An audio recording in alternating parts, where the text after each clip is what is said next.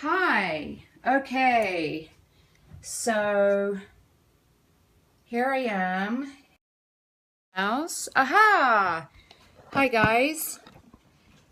Hopefully I have this set up right because I just did it on the wrong channel. Okay. Hi. I'm Louise Ashby and this is at Influencers. Please tell me I'm on the right network. Is this at Influencers? Let me see. Hi. Hi. Hi.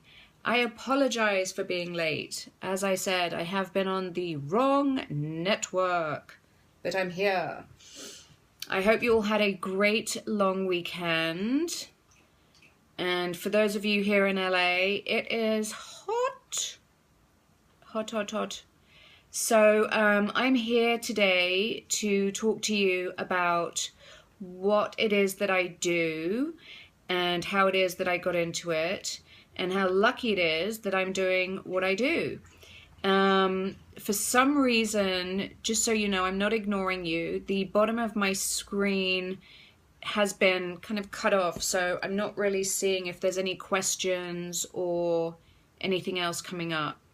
So I am what you call a life architect, which means I have the incredible job of helping people like you and people like me to attain the lives of their dreams. And that is how lucky I am. Oh, look at all these lovely hearts coming through. Oh, I love this. What a great idea, whoever came up with Periscope. We all need to come up with something like this. Okay, so a life architect, just as an architect would with a house, draw up a blueprint for a house, I sit down with you and we figure out what your dream life looks like. And then we put together a blueprint of your dream life in every single area of your life.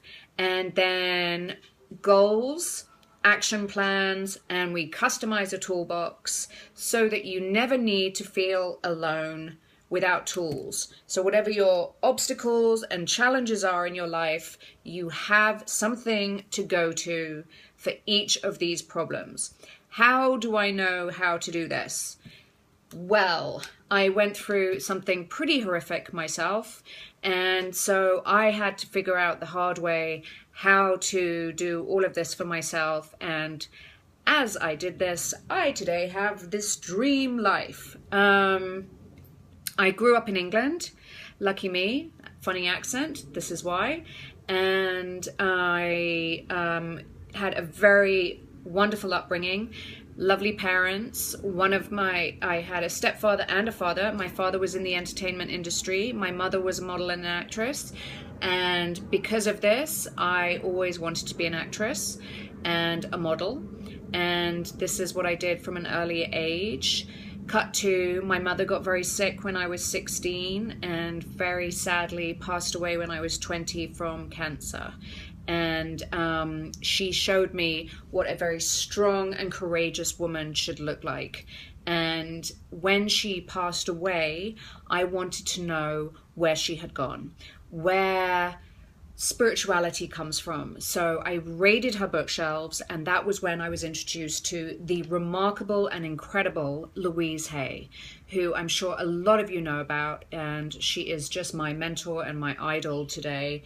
And I was introduced to the law of attraction, and thank goodness, because a year later I was living in Los Angeles pursuing my acting dream and my modeling career, and I was involved in a near-fatal car accident, which left me horribly disfigured.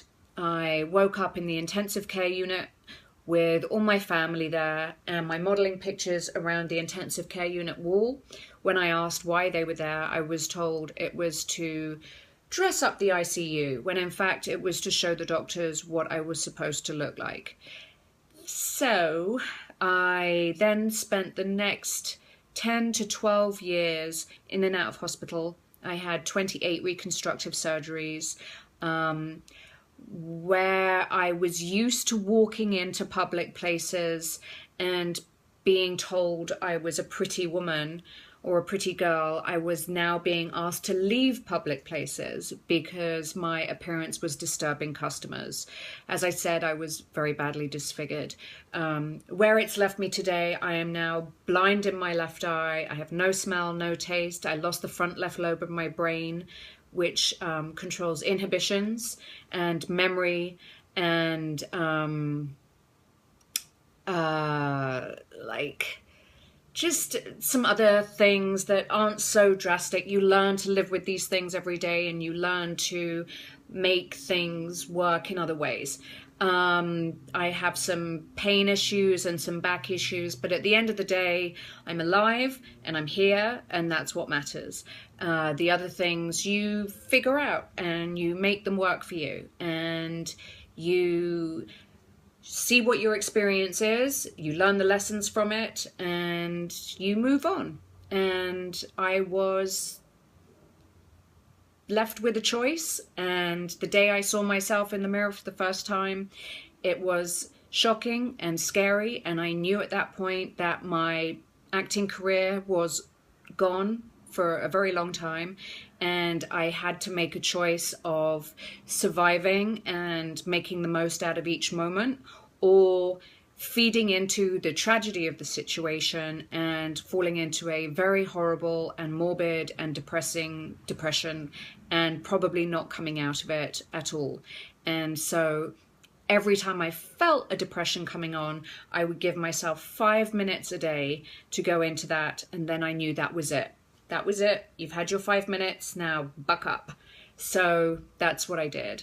I found that I was meeting some really incredible people, and I just was learning the most amazing lessons. One of the things I learned was, that day that I looked in the mirror and saw this monstrously deformed person looking back at me. It was one of those things that you never imagine happening. I was looking at this person looking back at me and going, well, hold on a second. I don't recognize that, but I still feel the same, but that's not me. And so I realized that inside I still felt the same, but on the outside I didn't look the same. So hold on a second. This means that this is just my housing. So it's what's on the inside that matters. So that must be where my soul is. And so it just took another level into my spirituality and into that journey into seeking. And I've always been a real soul seeker. And it just took me onto a whole new level, which was pretty amazing. And that was my choice. That was something I chose to do. And, a couple of years after that, I wrote a book about my experience, and from that, suddenly I am on Larry King and Oprah and on Montel and on 2020, and I'm doing all these television shows. And then I set up a charity to help children and young adults going through facial disfigurement and kids who were born with facial difference, because I realized that, now that I was being judged for being different, I felt that I needed to become an advocate for facial difference, because if I wasn't going to do it, who was going to do it? It's one of those things, if you're going through something, then how can you help somebody else going through it? So if you're in your life and you're experiencing something that you could help somebody else with that experience, then I feel it's your purpose to do that. So you should do that. And that's what I did. And it gave me, it was a big gift, and it filled up my heart. And I saw things in people that I never would have seen had I not gone through what I went through. So I saw this supposed accident as a huge gift. And from, I'd never set out to write a book before, and suddenly I'm a published author, and I'm on these TV shows, And so there I was moving to Los Angeles to be an actress, and next thing I'm in a position where I'm on these hugely recognized platforms with these incredible interviewers being asked what my experience is and how others can be of service to other people from what I've learned. And that felt really, really incredible to be in that position. So that was great. And from the charity work that I was doing, I was able to counsel families going through facial disfigurement with their children and help them to understand that no matter what you're going through, you all have the strength to get through it. And from that place, I set up Louise Ashby Coaching. And then it was from there that I saw it as actually, well, hang on a second, we are the architects of our lives. So let me call it that. So I did that. And I was then asked to speak on an international level and speak to thousands of people about what my story was, what my strengths are, where I found my courage, what my spiritual views are, how I got through what I got through, what kept me going, and just how incredible this journey has been. And I think that for any one of you that's going through something, I'm sure you'll all agree that one thing that we all need is to make sure that we're surrounded by love and that we're surrounded by things that keep us positive, and that we all have some structure in our day so that we can keep moving forward and we know what we're going to do at the next given moment. So you just keep it in the day. You can't move to tomorrow. You can't move to next week. You keep it in today, because you don't know what's going to happen tomorrow, and you don't know what's going to happen next week. You can plan for it, but you keep it in today. So how did I'm looking at my little notes here. So what else do I do? So I'm a speaker, I'm a life architect, I'm a coach, I teach workshops. So on a group level, people can learn from each other, which is always really great, because one-on-one you can learn so much. But then on a group level, it's also really interesting to learn what other people are going through and what their questions might be, or what their thoughts might be when you ask a question. So that's really great too. So we do workshops.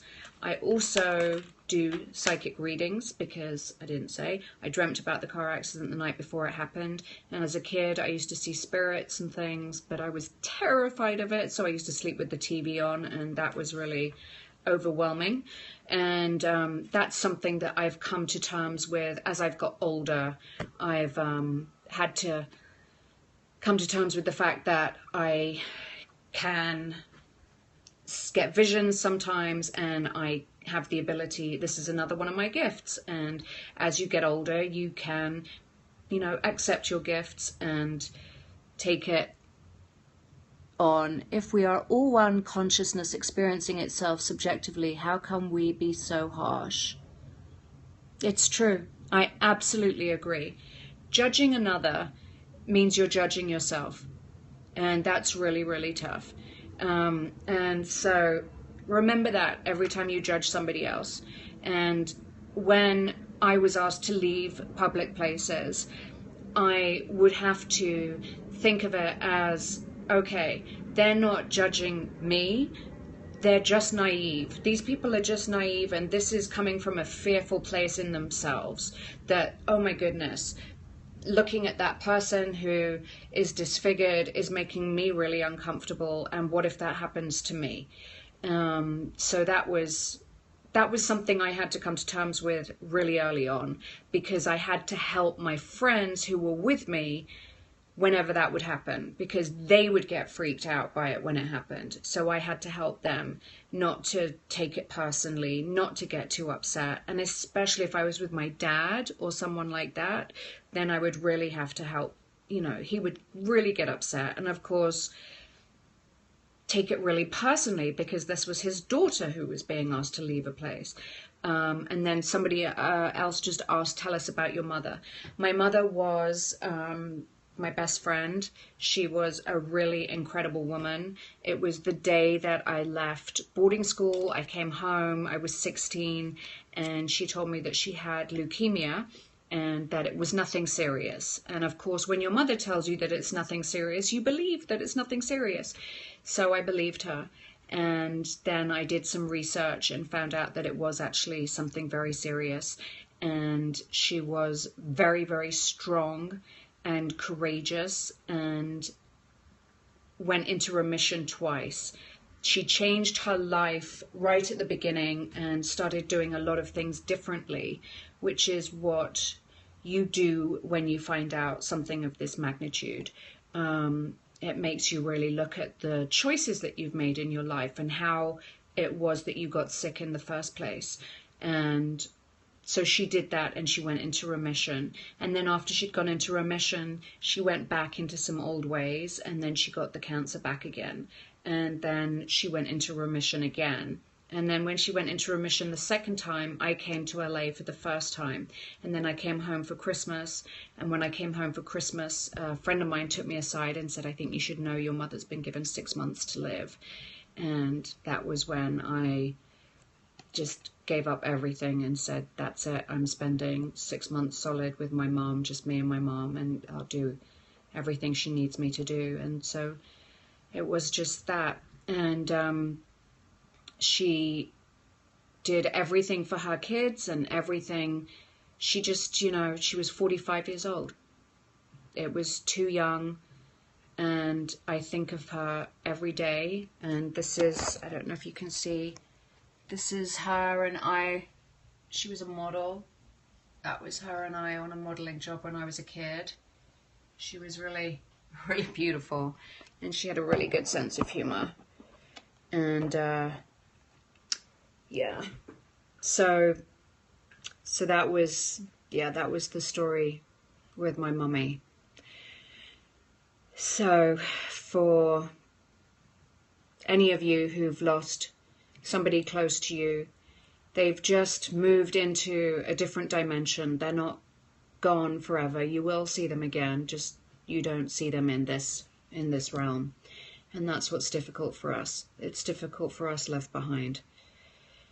But we all, you know how they say that those who have gone leave parts of them in us who have been left behind. My mother set up a charity for kids when she was alive, because she didn't feel that adults and kids should be in the same cancer treatment ward. And after she died, a man passed away and he didn't know who to leave his money for.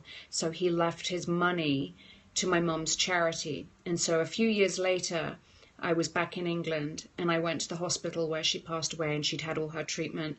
And they took me, the doctors took me down to show me the ward that had been built in my mother's name for just kids. And they had put a special air filter system and everything in there. And they told me that hundreds of kids' lives were being saved every few months because of my mother. And it was at that point that I really felt that God, that's what God was, and that my mother had used her experience and her life in a positive and unbelievable way, because she was saving children's lives because of it. And how that lived on in me was because then I went on to set up the charity for kids who were facing facial disfigurement after my accident. And I probably, you know, wouldn't have learned to do that had it not been for my mom. So they do live on in us.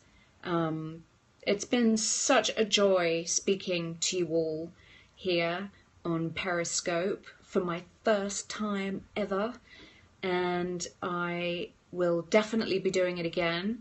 If you need to contact me outside of this, My email address is louise@louiseashby.org, and my Twitter is Lou Ash Speaker.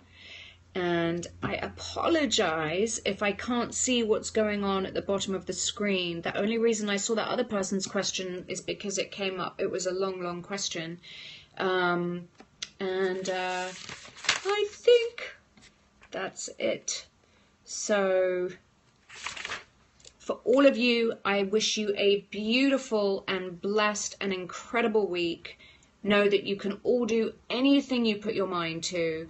Anything is possible if you believe. I believe in you. Believe in yourselves. Surround yourself with love, and do and be all that you can be on a daily basis. Thank you so much, Mike Lynn, for inviting me to do this. And good night. Good night.